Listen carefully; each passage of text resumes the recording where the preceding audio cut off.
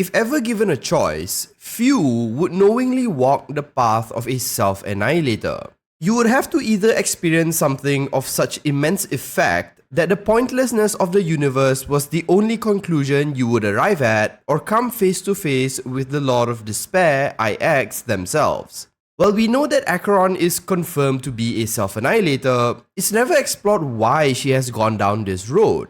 Truth be told, the stories about her are just as fragmented as her memories are, but the history of her once home planet may shed some light into this. So in this video, we are going to discuss the rise and fall of Isumo, the pointless war Acheron fought in, and how it might have led her down the path of Nihility. Before we do that though, if you want to see more Honkai Star Rail content, do consider subscribing to the channel. Isumo was once a planet that existed amongst the countless stars of Star Rail's universe. Along with its sister planet, they both circled a supermassive black hole, a great black sun thought to be one of the many shadows of IX. Despite the precarious position of these celestial bodies, the planet Isumo would eventually birth life and give rise to humans. It is they who named the planet Isumo and termed its sister in the sky Takamagahara. While Isumo houses humans, Takamagahara was home to another species, only referred to as the Yaoyorozu no Kami, which roughly translated meant the 8 million gods. This is a reference to the Shinto religion, where the 8 million gods referred more to the countless number of gods of the Shinto pantheon rather than a definite number. The concept of infinity had not yet existed at the time, and the figure was meant to portray an innumerable number of gods. So it's very likely that the Yaoyorozu would have numbered in the millions if we follow the same theme or logic. Regardless, the Yaoyorozu no Kami were never described in any way, so we don't really know what they looked like, but they would often descend from Takamagahara to kill humans on Izumo. It's unclear why they did this, as they were said to have no interest in conquest or control and only looked to kill. If there was a reason, it's likely to have been lost in the countless battles between the two planets and to the annals of history. While the humans were largely peaceful, in order to survive, they took up arms to repel their supposed invaders. Through great effort, the people of Izumo managed to kill one of the Kami, referred to as the Sovereign of Revelation. It's unclear whether these named Kami were the leaders of the Yaoyorozu or whether the Kami were all one in the same. But this victory would mark the first headway the people of Izumo had in combating the Yaoyorozu, as it led to the forging of the first edict edge. Using the body of the Sovereign of Revelation and the divine power it contained, the first sword was forged. It was with this sword that Izumo then had the upper hand. Each of the forged blades would give its wielder access to immense power and reality-bending abilities. The wielder had to but speak a mantra and be granted said power. The first edict age, for example, allowed mortals to comprehend all laws and order, and to dissect all things, and even to recreate miracles. Honestly, it seems like an absolutely busted ability, and it makes me wonder how the people of Izumo were even able to kill the Kami in the first place if it really had this ability. Although admittedly, with the way the fight was described, it wasn't an easy one and came at a great cost of life to the people of Izumo. In any case, with such a divine weapon in their hands, they then began a crusade to push back their oppressors and take hold of their destiny. One by one, the Kami of the Yaoyorozu would fall to the wielders of the edict edges, and with each death, a new blade was forged. In a short 10 Ember eras, Izumo saw immense prosperity, and with the edict edges carving the way, they uplifted the planet to one of great splendor. Despite being pushed back, the Yaoyorozu were not completely beaten.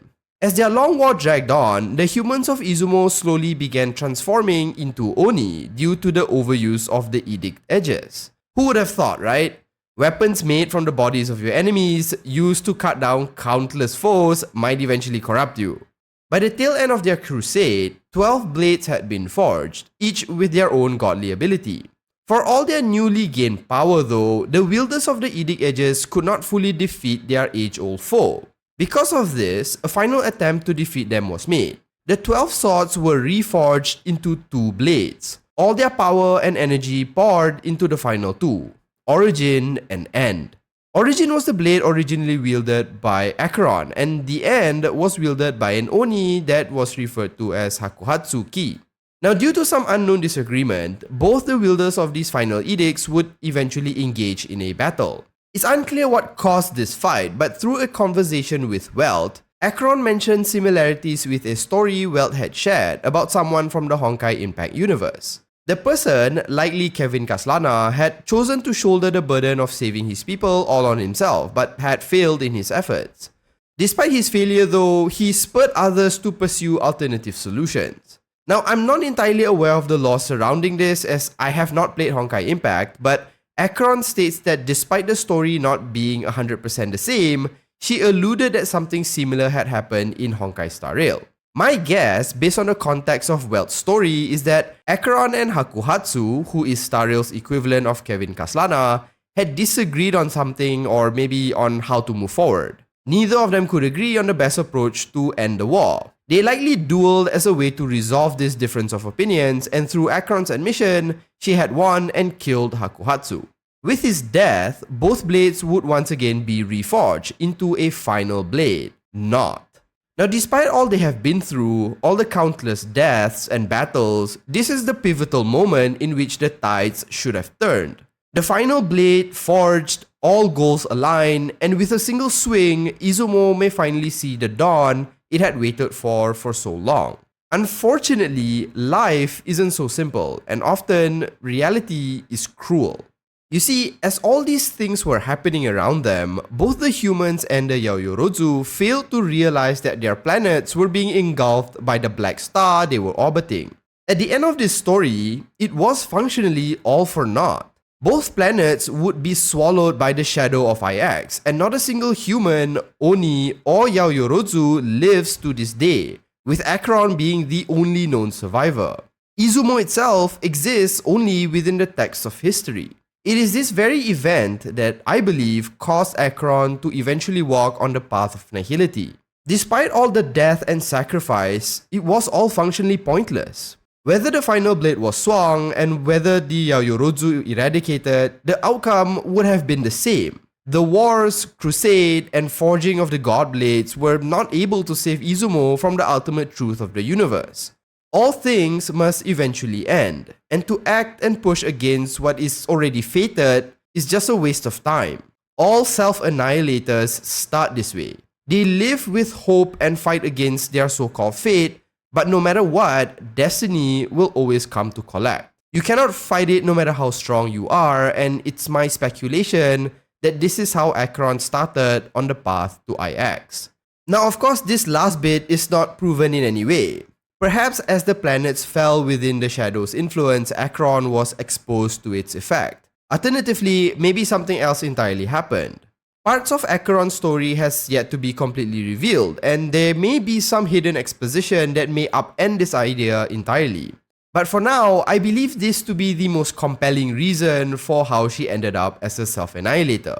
To fight an endless war for several Ember eras, only to realize your actions were for nothing, and ultimately seeing your planet and your people disappear into the darkness of IX, would make even the most stout of heart waver and lead them on to the path of Nihility. The blade she wields and carries to this day likely is a constant reminder of this and why its name is so fitting. At the end, it was all for naught.